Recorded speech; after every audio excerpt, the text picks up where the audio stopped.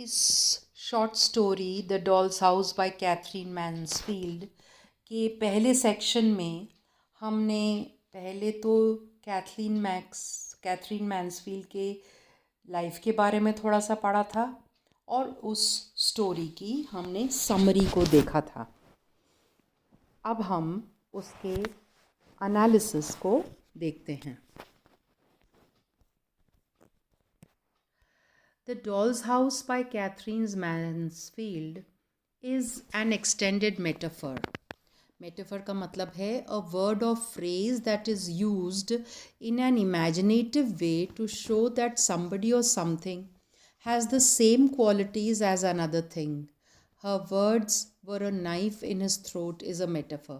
जब कोई एक शब्द किसी और शब्द को के अर्थ को जताने के लिए काम में लिया जाता है, जैसे एक वस्तु की दूसरी से पूरी समानता दिखाने के लिए किसी शब्द का काल्पनिक तरीके से प्रयोग करना। So this story is a metaphor for social class discrimination and warfare, यानी कि समाज के वर्गों में जो भेद है वो दर्शाया जा रहा है इस कहानी के माध्यम से। The story centers on 3 wealthy sisters and 2 poor sisters is an analysis and criticism of upper class privilege. The story does not mention any particular reason as to why the wealthy Burnell sisters receive the doll's house or why they deserve it. It is sent as a gift from a guest who had stayed at their house. The doll house is a privilege that the impoverished यानी कि poor, गरीब Kelvey sisters and likely most of their middle class schoolmates can't afford. यानी कि जो gift मिला है उनको वो हर किसी के खरीदना हर किसी के बस की बात नहीं है। The doll house itself represents the Burnells' wealthy lifestyle. उनके अमीर स्टेटस का वो प्रतीक बन गया है। It is incredibly detailed and contains various miniature यानी कि स्मॉल एक्सेसरीज। छोटे छोटे डॉल हाउस में उसमें छोटे छोटे आभूषण हैं, छोटा सा पलंग है, खिड़कियां हैं, etcetera. And it is treasured by the wealthy sisters, not simply because they enjoy it, but because it increases their social status at school.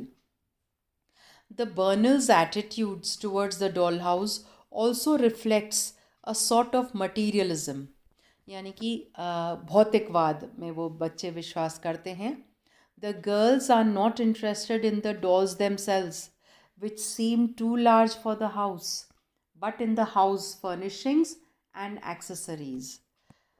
बच्चे हैं लेकिन उनको डॉल से मतलब नहीं है, उनको तो इस बात से मतलब है कि ये जो डॉल हाउस है उस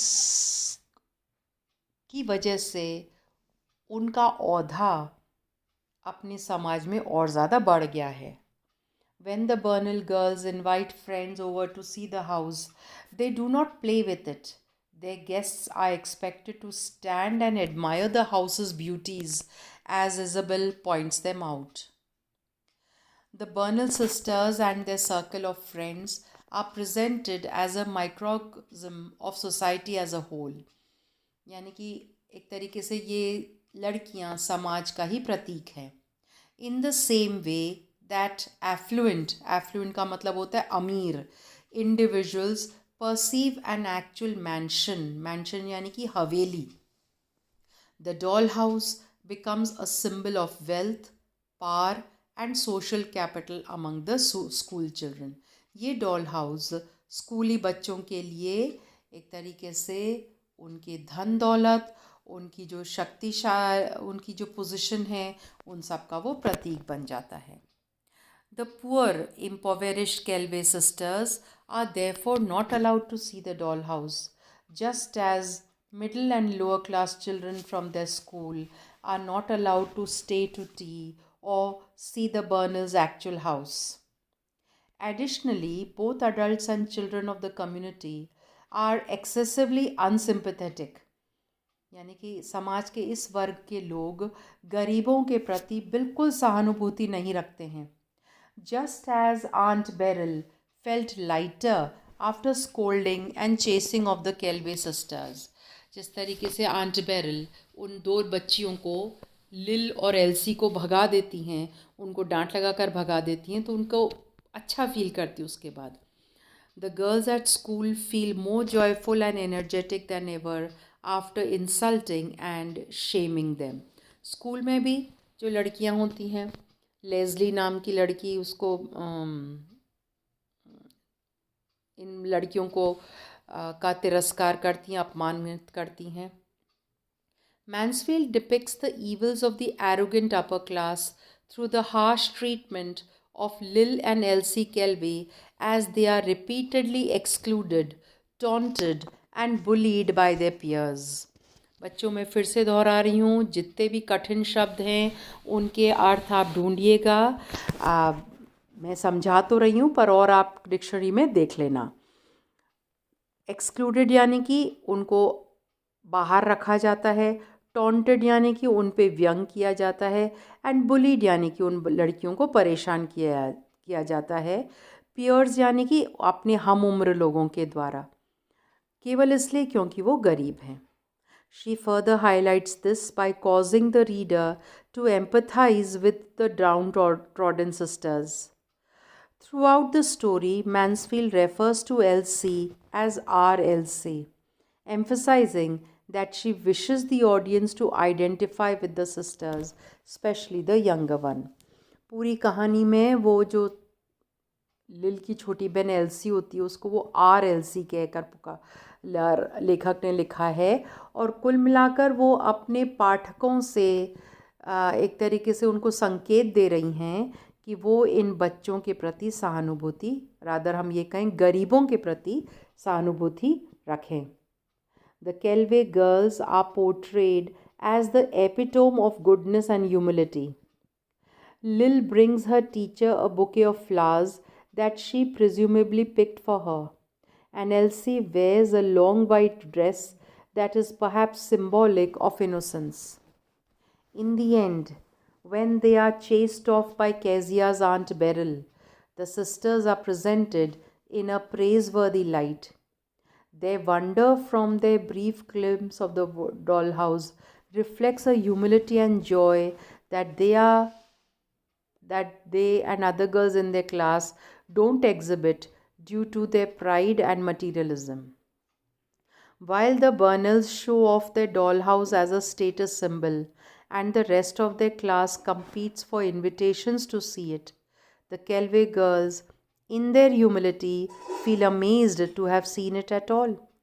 बाकी लड़कियों में तो होड़ मची हुई होती है डॉल हाउस को देखने की. केल्वे गर्ल्स को जब केजिया निमंत्रण देती है और उनको दिखाती है तो वो उस निमंत्रण की वजह से ही खुश हो जाते हैं कि हमको इस डॉल हाउस को देखने का मौका तो मिला. उनके लिए यही काफ़ी है. In The Doll's House by Catherine Mansfield, we have the theme of class, prejudice, connection, hope, appearance, and equality. Taken from her The Dove's Nest and Other Stories collection. The story is narrated in the third person by an unnamed narrator, यानी कि कोई हमारे को ये कहानी सुना रहा है. And after reading the story, the reader realizes that Mansfield may be exploiting the theme of class. Class से यहाँ पर मतलब है समाज का वर्ग का वर्गीकरण. The Burnell family, with the exception of Kezia, consider themselves to be above others, particularly when it comes to the Kelveys. It would appear that the Burnells define themselves by their social status, and due to the fact that Mrs. Kelvey is a working class woman, and the possible fact that Mr. Kelvey is in prison, यानी कि mister केल्वी इन बच्चों के जो पिताजी हैं वो jail में हैं, the Burnells consider themselves to be above the Kelveys. There is also a sense that the Burnells are ostracizing the Kelveys. Ostracizing यानी कि निष्कासित कर रहे हैं, अपने घर से, अपने समाज से उनको बाहर रख रहे हैं. the Kelvies simply because they may be different to them. If anything, it is possible that the Bernals do not wish to associate themselves with the Kelvies because of the Kelvies' appearance, both physical and social. यानी कि बर्नल्स अपन बिल्कुल केल्वीज से कोई mail मिलाप रखना नहीं चाहते क्योंकि दोनों में बहुत अंतर है, शारीरिक भी एंड सामाजिक भी. It is also noticeable that the other children and the teacher in the school, like the Bernals, also consider themselves to be better than the Kelvies. Again, this assumption appears to be based not only on the working class status of Mrs. Kelvy, but also by the fact that Mrs. Kelvy is so poor that she needs to dress her daughters with cloth from items that her neighbors no longer need. ये लोग इतने गरीब हैं कि Mrs केल्वी अपनी बेटियों के लिए जो कपड़े बनाती हैं वो जिन घरों में वो काम करती हैं, कपड़े धोती हैं, उन घरों से मिला हुआ बचा कुचा कपड़ा होता है. If anything, all the characters, again with the exception of Kezia, in the story judge the Kelvies based on not only their perceived lower class status but also by their physical appearance. केवल उनके सामाजिक स्तर की वजह से नहीं, जिस तरीके से ये बच्चियां कपड़े पहनती हैं, लिल और एल्सी, उस वजह से भी बाकी बच्चे उनका तिरस्कार करते हैं, उनको अपमानित करते हैं, उनको अपने से अलग मानते हैं. Just as Lil and Elsie look different to those around them by the way they are dressed, the other children and the Bernals and the teacher view the Kelvies as being different. Each character in the story, again with the exception of Kezia, is prejudicial towards the Kelvies. वो Kelvies से नाराज़ रहते हैं, घृणा तो नहीं कहेंगे पर हाँ उनसे दूर रहना चाहते हैं. The fact that neither Lil or Elsie speak throughout the story, although Elsie does speak at the end, may also be important, as by not allowing or having either child speak, Mansfield may be suggesting that in life neither Lil nor Elsie have a voice or it remains unheard. कि असल ज़िंदगी में इनकी कोई आवाज़ ही नहीं है या फिर इनको कोई सुनने वाला नहीं है. It is also noticeable that Kezia too is limited in what she can say. It is left to Isabel to tell the children in the school about the doll's house, based purely on the fact that she is the oldest of the Bernal children. In many ways, by not allowing the Kelvy girls and Kezia to speak, Mansfield is connecting each of them to each other. She is allowing them to be the same or equal, removing any class distinction that may exist. यानी कि केल्वी बच्चियाँ लिल और LC भी कुछ नहीं बोलते और केजिया भी ज़्यादा कुछ नहीं बोलती, तो इस दृष्टि से इनका स्तर एक जैसा है. There is also some symbolism in the story, which may be significant. The doll's house itself can be seen to symbolize the upper class Bernals. ये जो डॉल्स हाउस है वो समाज के उच्च वर्ग का प्रतीक है. By associating the doll's house with the Bernals, Mansfield is possibly suggesting that the Bernals, because they are the only people with a doll's house, are likewise different to those around them. They are the upper class. चूंकि केवल burner परिवार में ही dolls house है, इस वजह से बर्नल्स भी अपने जैसे लोगों से ऊपर हैं या बेहतर हैं. Something that is a little clearer to the reader when Mansfield tells the reader that Mrs. Bernal only sent her children to the local school, not because she felt it would be good for them, but because there was no other school available. It may also be important that there is a smell coming from the doll's house. It is possible that by introducing the smell to the house, symbolically, Mansfield is also suggesting that all is not right with the Bernals.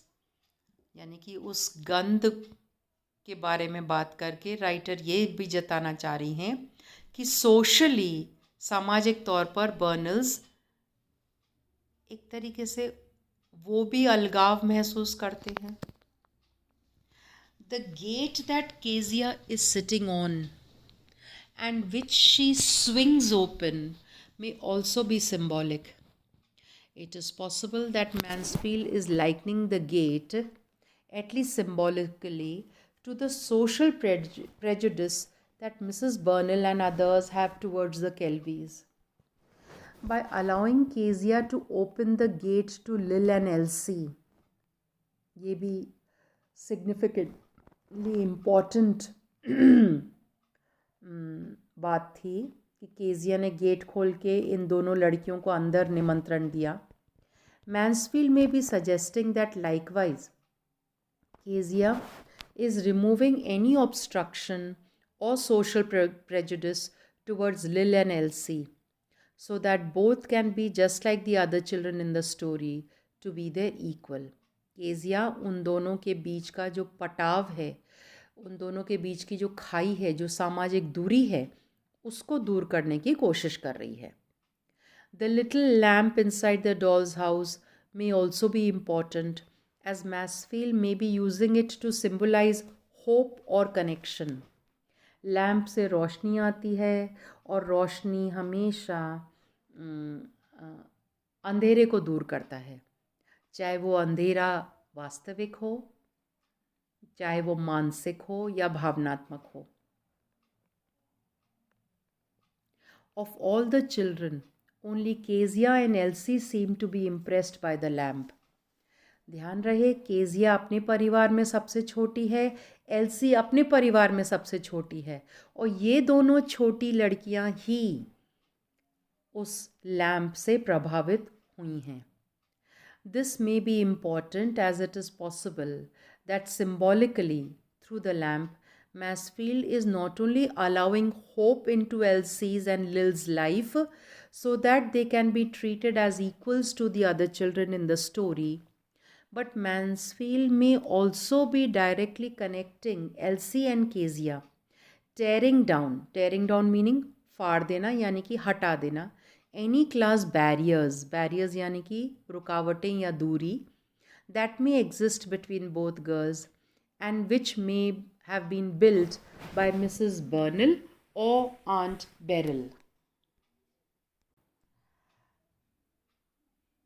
The ending of the story is also interesting.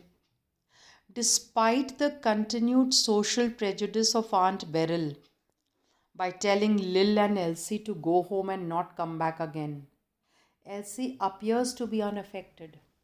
उस छोटी बच्ची को कोई फ़र्क नहीं पड़ता चाहे aunt beryl ने उसको दुत्कारा हो. As she is sitting beside Lil, she tells her, I seen the little lamp. मैंने वो लैम्प देखा था. This line may be important as it not only connects Elsie to Kezia, but by seeing the lamp, Elsie realizes that she is no different to Kezia. Through Kezia's breaking down of any class barrier that may be existing between Lil, Elsie and herself, Elsie and Lil are allowed to be just like other children, equal in the story. The fact that the doll's house has been sent from town, यानी कि शहर से यहाँ भेजा गया है, emphasizes that the Burnells live out in the country. Burnells जो हैं वो किसी बड़े शहर में नहीं रहते हैं, वो एक छोटे से गांव में या छोटे शहर कस्बे में रहते हैं. The Burnells might be the wealthiest family in their village, but they are not living among more fashionable society. That the house is left in the courtyard, यानी कि ये बात कि उस डॉल हाउस को आंगन में ही छोड़ दिया जाता है next to the feed room, hardly a place of honor, suggests it is not terribly valuable. क्योंकि उस डॉल हाउस को बाहर आंगन में ही छोड़ दिया था, इससे ये पता चलता है कि बहुत ज़्यादा कीमती ये डॉल हाउस नहीं होगा, बहुत ज़्यादा महंगा नहीं होगा। हाँ, यूनिक है अपने आप में, एक नई चीज़ है इन बच्चों के जीवन में। Mansfield's initial descriptions of the house do not make it seem very attractive, but the Burnell sisters think it is wonderful nevertheless. While Aunt Beryl finds the smell of paint sickening, the younger, more innocent girls are too thrilled by the novelty of the house to care.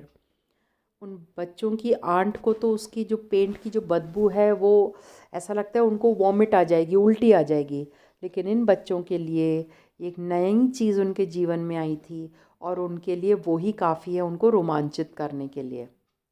Their fascination with the relatively modest toy reflects the provinciality of the setting. Provinciality यानी कि जो ये regional, क्षेत्रीय जो प्रभाव है इस कहानी में। The narrator emphasizes the human impulse to peer inside of things. हमारी आदत होती है कि हम झांक कर किसी चीज़ में देखना चाहते हैं कि अंदर क्या है। हम स्वाभाविक तौर पे इंसान जिज्ञासा रखते हैं। In this way, Mansfield begins to compare the doll's house with the Burnell's family home, which is not opened to outsiders but closed off by big white gates. Furthermore, after Isabel Burnell later brags यानी कि boast करना, यानी कि अपनी किसी बात के बारे में अति प्रशंसा करना। All of the little girls at school long to see inside of it. वो इतना ज़्यादा उसको डिस्क्राइब करती है, उसका विवरण देती है अपने सहपाठियों के सामने कि सब उसको देखने के लिए उत्सुक हो जाते हैं, बेचैन हो जाते हैं। A reflection of their longing to be invited into the Burnells' home. लेकिन ये बात साबित करती है कि किसी को भी बर्नल्स के घर में आना अलाउड नहीं था और उनको ये मौका मिलता है, केवल लिल और एल्सी को नहीं और लड़कियों को भी मौका मिलता है कि वो इनके घर में प्रवेश कर सकें and to catch a glimpse of the privilege lifestyle. और वो जिस अमीरी के साथ रहते हैं उनको उसकी एक झलक देखने को मिल जाए, उनको मतलब बाकी बच्चों को। Kezia notices a small lamp and prizes it above all the other features of the house because it seems to fit so well. Kezia की नज़र सबसे पहले छोटे से लैम्प पर पड़ती है। This suggests her innocence as the youngest Burnell sister and her willingness to see the value in small, seemingly insignificant things. सबसे छोटी है केजिया, उसको छोटी छोटी बातों में इम्पोर्टेंस दिखाई देती है। This also reflects the importance that fitting in will have in the story. It will soon be revealed that the poor Kelvies, with their mismatched clothing and simple lunches, do not fit in with the other girls. ये जो लड़कियां हैं लिल और LC, उनके कपड़े अजीबोगरीब होते हैं, वो बहुत थोड़ा सा खाना लेकर आती हैं रोज़ स्कूल में।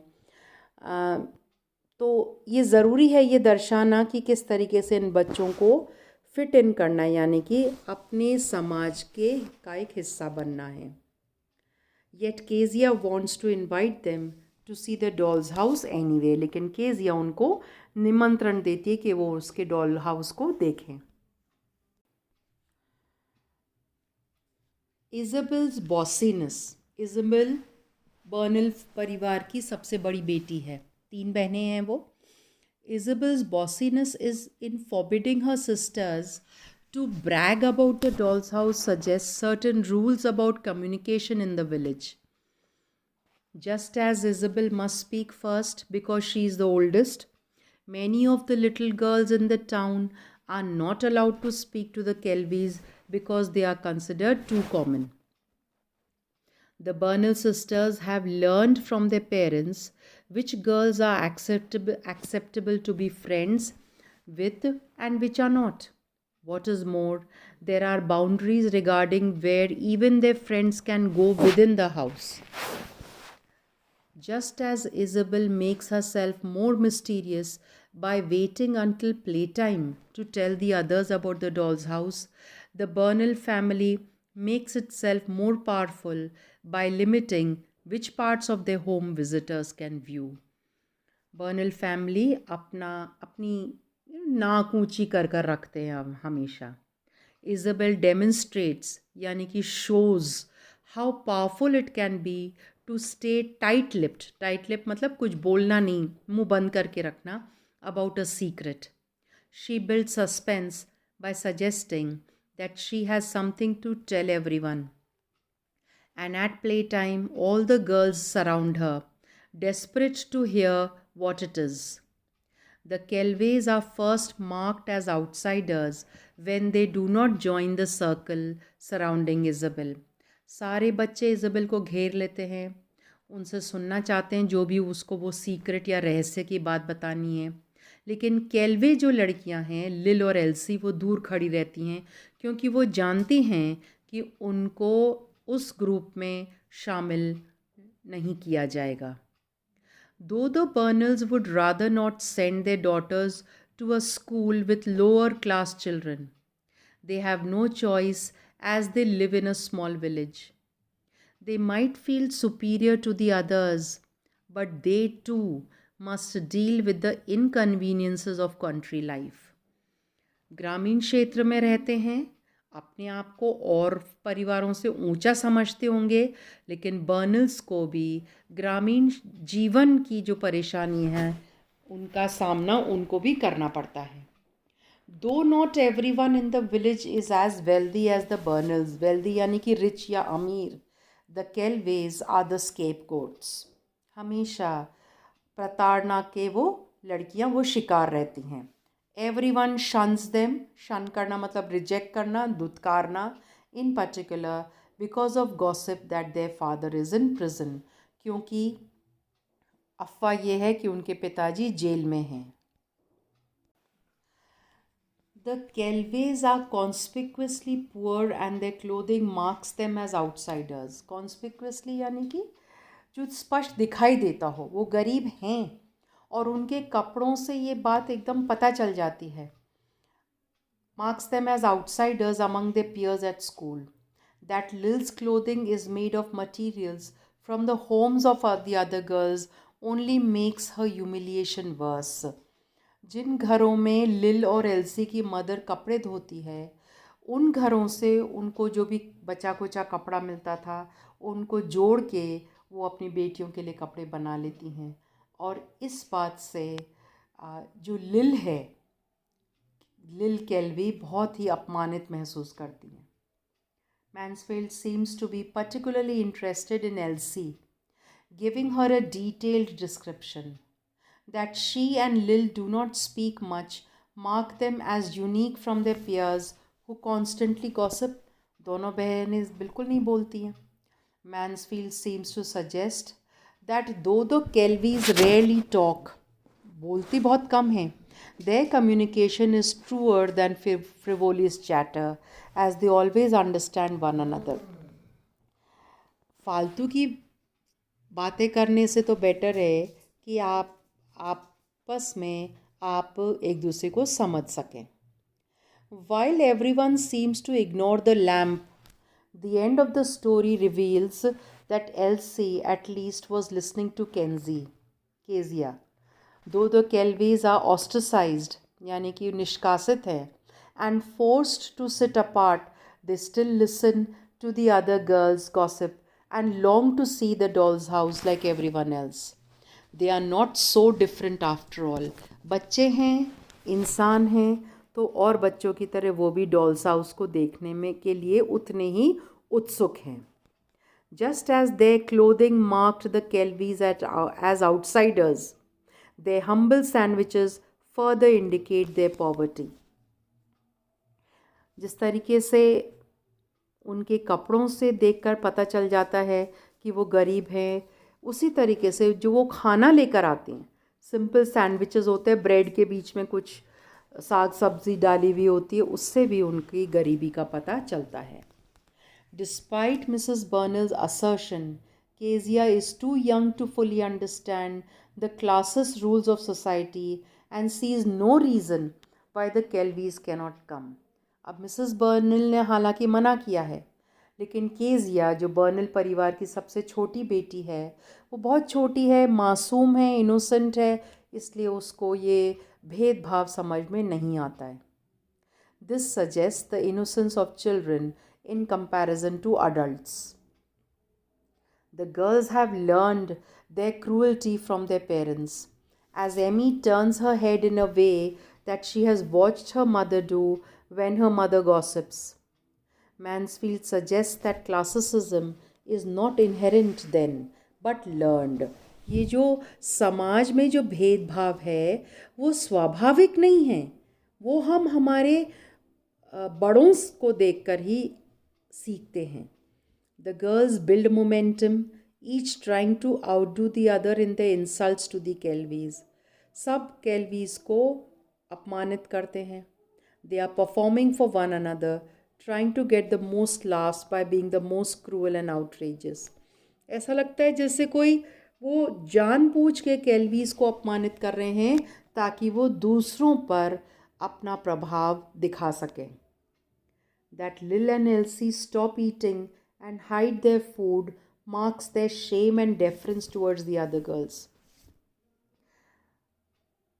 खाना खाते समय दूसरे के आने पर ये लड़कियां अपना खाना छुपा लेती हैं. इससे पता चलता है कि कैसे ये लड़कियां औरों से अलग हैं.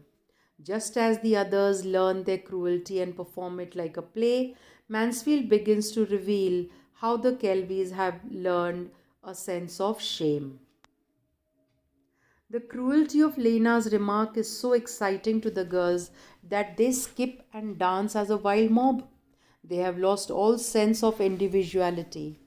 Acting alone, it's likely none of the girls would have insulted that Kelvies so harshly.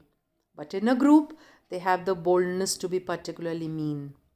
ये आपने भी महसूस किया होगा कि अकेले में शायद हम अच्छे होते हैं, लेकिन जहाँ समूह की बात होती है तो सब एक ही मानसिकता रखते हैं, एक ही सोच रखते हैं और सामने अपने से कमज़ोर व्यक्ति को प्रताड़ित करने से चूकते नहीं हैं.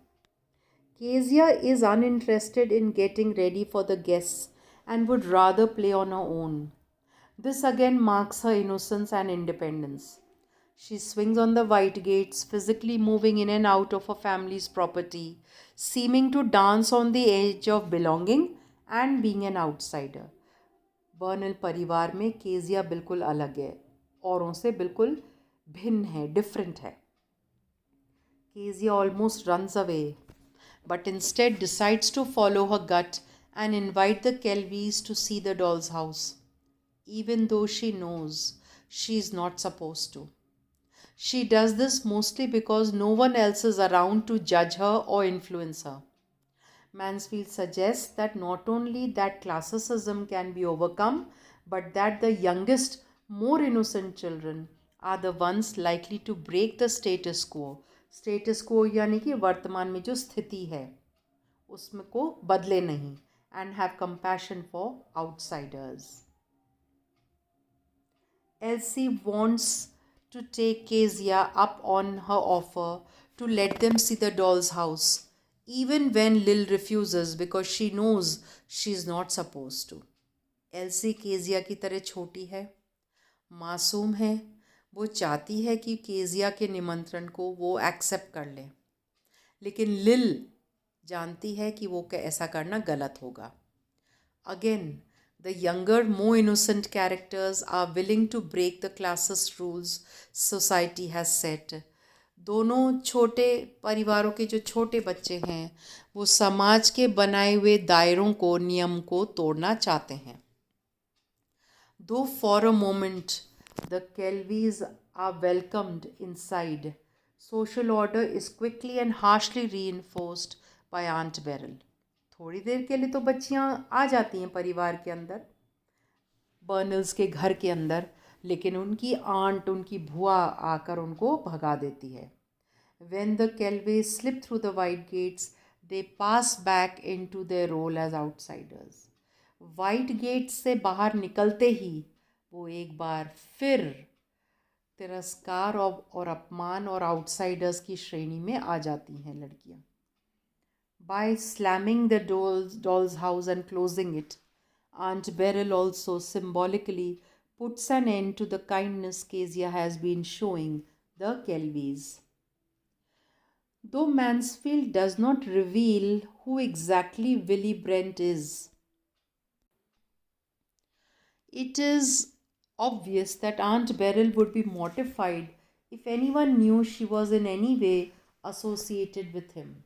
अब विली ब्रेंट कौन है कहानी में ये तो नहीं बताया गया सही तरीके से, लेकिन आंट बेरिल को इस बात का डर है कि अगर किसी ने उनको विली ब्रेंट जैसे व्यक्ति के साथ मेल मिलाप करते हुए देख लिया तो उनकी शामत आ जाएगी, वो उनके लिए बहुत समस्या हो जाएगी.